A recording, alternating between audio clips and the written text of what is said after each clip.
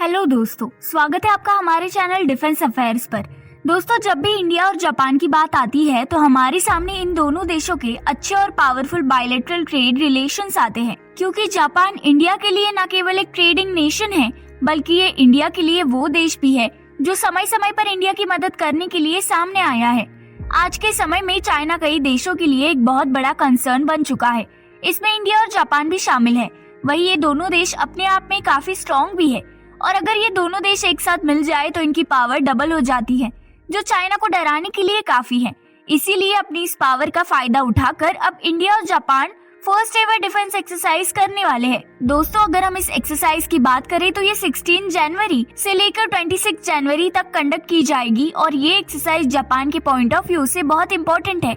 क्योंकि ये पहली एक्सरसाइज है जो जापान में कंडक्ट की जाएगी और जापान के एयर डिफेंस फोर्स इस एक्सरसाइज के लिए अपनी और F2 और F-15 फाइटर जेट्स को डिप्लॉय करने वाला है। वही इंडियन एयर फोर्स इस एक्सरसाइज के लिए सुकोई M31 और C-17 ट्रांसपोर्ट एयरक्राफ्ट को जापान भेजने वाली है। इस एक्सरसाइज के लिए जापान ने अपनी हाकुरी एयर बेस को चुना है और वही इसके आसपास के एरिया को एज अ ट्रेनिंग एरिया की तरह यूज किया जाएगा। दोस्तों, ये एक्सरसाइज जो इंडिया और जापान के बीच होने वाली है, इसे वीर गार्डियन 23 नाम दिया गया है और इस एक्सरसाइज के जरिए इंडिया और जापान डिफेंस एरिया में अपनी म्यूचुअल अंडरस्टैंडिंग और कॉर्पोरेशन को बूस्ट करेंगे। अगर हम यहाँ इंडिया के पॉइंट ऑफ व्यू से देखें तो इंडिया ऐसा 5वां देश है जो जापान के साथ इस तरह के बायलैटरल एक्सरसाइज को कंडक्ट करेगा, क्योंकि इससे पहले केवल अमेरिका, ऑस्ट्रेलिया, ब्रिटेन और जर्मनी ने ही इस तरह की एक्सरसाइज को कंडक्ट किया है। इसीलिए इस एक्सरसाइज के दौरान इंडियन एयर फोर्स अपनी किसी भी ड्रिल या ट्रेनिंग को मिस नहीं करना चाहती है